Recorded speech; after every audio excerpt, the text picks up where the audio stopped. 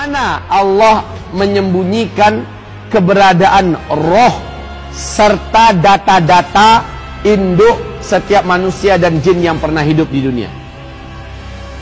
Ujung ekor kita, Pak, ujung ekor kita yang paling kecil disebut dengan ajbuz zanab.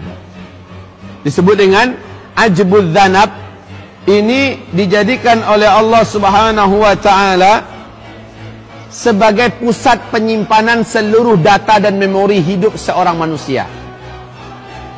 Dan subhanallah, telah diuji cobakan, dihancurkan dengan apapun, tidak bisa hancur, Pak. Orang kita bakar sehangus-hangusnya sampai jadi tepung, Pak, orang itu. Ada, kalau Bapak saring, tepungnya berterbangan, saking tipisnya, halusnya, akan tertinggal satu, Pak. Dan satu ini tergantung warnanya. Ada yang warnanya hitam, ada yang warnanya keruh, ada yang warnanya bening, ada warnanya putih bersih.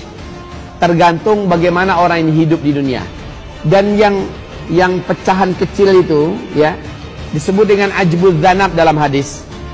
Di bom atom pun gak akan hancur dia. Dibakar 1000 derajat Celcius pun tidak akan hangus, tidak akan jadi tepung. Ditokok dengan martil sebesar apapun, ini besi, kemudian diletakkan itu bagaimanapun dihantamkan tidak akan hancur. Nah, yang selama ini Bapak tahu batu apa yang paling keras di bumi ini sehingga baja pun bisa dibelahnya? Batu apa? Permata. Iya kan? Dia lebih keras dari permata.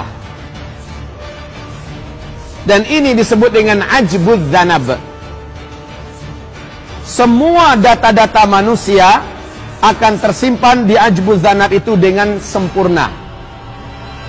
Semua data-datanya, termasuk warna kulitnya, jenis darahnya, bentuk rambutnya, semua tentang fisik manusia, data induknya ada di ajbuz zanab ini.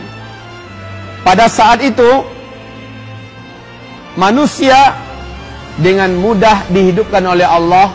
Rasulullah bersabda, kullu ibni Adam ya'kuluhu turab. Seluruh anak cucu Adam akan binasa. Akan binasa. Seluruh anak cucu Adam akan musnah. Tidak ada yang tertinggal. Tulang pun habis. Illa ajbaz zanab. Kecuali ajbaz zanab, yaitu butiran kecil yang ada di ujung ekor kita. Siddhartha Gautama, debunya setelah dibakar, sampai sekarang biji ajbuz zanabnya masih disimpan. Tahu nggak seperti apa biji ajbuz zanabnya? Bening, bersih.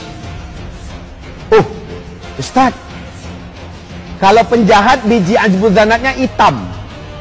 Kalau orang Islam tapi munafik, keruh, kotor biji ajbuz zanabnya. Semakin soleh, semakin taat, semakin bening, putih dan bercahaya. Nah, kaum muslimin, ajbuz zanabnya Siddhartha Gautama seperti itu. Apakah dia berarti orang beriman? Awas. Apakah berarti dia nanti masuk surga? Ternyata tidak. Nabi mengatakan di hari kiamat kelak, di hari kiamat kelak, ada orang-orang, bahkan di Al-Quran juga bisa dilihat di surat Al-Kahfi ayat 100, 101, 102. Ada orang yang di dunia udah baik banget, sedekahnya atau kedermawanannya satu bumi mengakui. Kepada orang tuanya dia sopan, dia memuliakan. Kepada anak-anaknya dia mencintai. Kepada manusia banyak dia menjaga perasaan. Dan dia memang sangat baik. Tapi masalahnya dia tidak Islam. Qul hal nunabbi'ukum bil aksarina a'mala alladzina dhalla sa'yuhum fil hayatid dunya wa hum yahsabuna annahum yuhsinuna sun'a.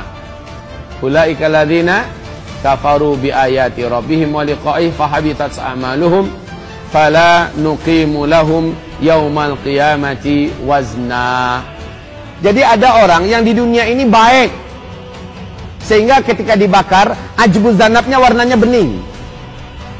amalan mereka tidak ada satupun yang akan ditimbang oleh Allah pada hari kiamat. Amalan mereka dibatalkan oleh Allah pada hari kiamat. Pada hari itu, pada saat itu. Orang ini di dunia baik, yahsabuna annahum yuhsinuna sun'a. Di dunia semua yang baik-baik mereka buat. Ada pembantaian di Palestina pakai musik, dia gelar penggalangan dana. Ini penyanyi barat kan banyak buat seperti itu.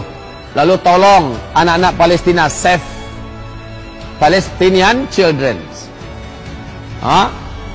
Tolong bencana alam, betul-betul baik.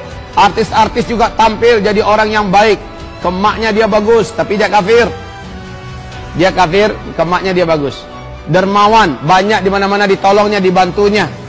Menyenangkan hati orang. Di akhirat gimana? Di akhirat seluruh amalannya tidak ada yang diterima. Dan kata Rasulullah, akan ada manusia pada hari kiamat amalannya setinggi-tinggi gunung, sebesar-besar istana surga. Pernah lihat besarnya istana surga, Pak? Belum kan? Kita belum pernah. Tapi dapat kabarnya udah. Satu istana dalam surga, 3 buah gunung Merapi atau gunung besar di dunia ini bisa masuk ke dalam satu rumah surga itu. Dari mana didapatkan pertimbangan seperti itu? Hadis Nabi, satu rumah untuk orang beriman dalam surga besarnya adalah 70 mil kali 70 mil. 70 mil kali 70 mil. Kalau 1 mil 1,5 kilo saja, kalikan 70 berarti 105 km.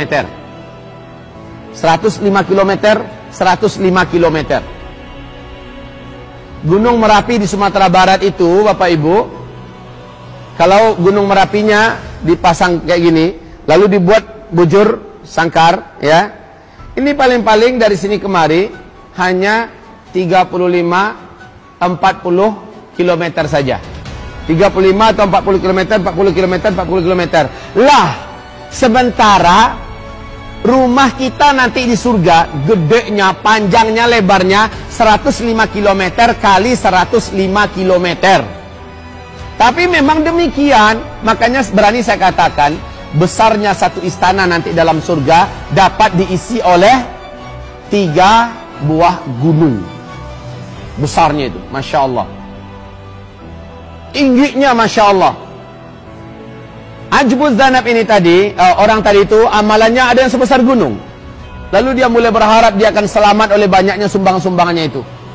Lalu kemudian kata Rasulullah, Allah datangkan angin yang sangat kencang. Seluruh amalannya tadi itu kebawa dan ketiup bagaikan debu. Jadi amalannya seperti gunung pasir.